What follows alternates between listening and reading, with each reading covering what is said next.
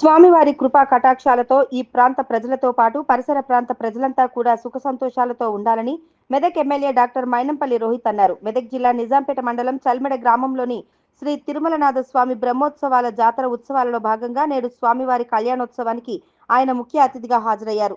స్వామివారి కళ్యాణానికి MLA doctor Mynampally Rohit పట్టు వస్త్రాలు సమర్పించి ప్రత్యేక పూజలు నిర్వహించారు. అనంతరం ఆయనను వేద మంత్రోచ్చరణల మధ్య శాలువాతో సత్కరించి ఆశీర్వచనం అందజేశారు. అనంతరం ఆయనకు తీర్థ ప్రసాదాలను అందజేశారు. ఆయన బ్రహ్మోత్సవాలకు సంబంధించిన సీడీని ఆవిష్కరించారు. ఈ సందర్భంగా ఆలయ committee chairman Rama Reddy, Medak MLA doctor Mynampally Rohit మాట్లాడుతూ అతి పురాతనమైన దేవాలయం స్వామివారి దేవాలయమని, స్వామివారి కళ్యాణానికి పట్టు వస్త్రాలు సమర్పించడం చాలా ఆనందంగా ఉందని, స్వామివారి కృపా కటాక్షాలతో నియోజకవర్గ ప్రజలతో పాటు తెలంగాణ రాష్ట్ర ప్రజలంతా కూడా సుఖ సంతోషాలతో ఉండాలని స్వామివారిని కోరుకున్నట్లు తెలిపారు.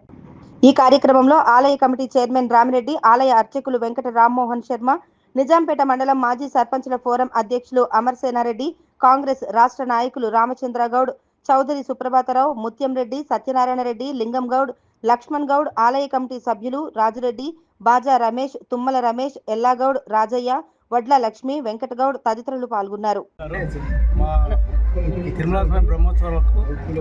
చాలా సంతోషంగా ఉంది.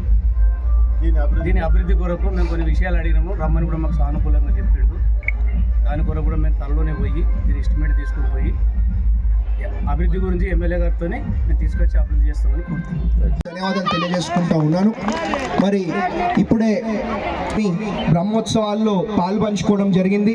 అదేవిధంగా స్వామిని కూడా మనస్ఫూర్తిగా మరి నా చెల్మెడ గ్రామ ప్రజలు, నిజాంపేట్ మండల్ ప్రజలు, రామాయణపేట్ మండల్ ప్రజలు, మెదక్ నియోజకవర్గం ప్రజలందరూ కూడా మరి సంతోషంగా చల్లగా ఉండాలని చెప్పి మరి ఆ స్వామిని వేడుకోవడం జరిగింది. కాబట్టి ఇదే కాదు, బ్రహ్మాండంగా అభివృద్ధిలో సేవా కార్యక్రమాలలో మన మండలు, మన నియోజకవర్గం ముందుండే విధంగా మరి నేను మీ అందరి కోసం మీ యొక్క కుటుంబ సభ్యుడిలాగా, మీ ఇంట్లో ఒక అన్నలాగా, ఒక తమ్ముడిలాగా, ఒక మనమడిలాగా మరి నేను పనిచేసి పెడతానని చెప్పి మీ అందరు కూడా ఇంకొకసారి పేరున హృదయపూర్వకంగా మాటిస్తూ, మరి ఎలక్షన్ కోడ్ ఉంది కాబట్టి ఇంకెక్కువ మాట్లాడలేకపోతా ఉన్నాను.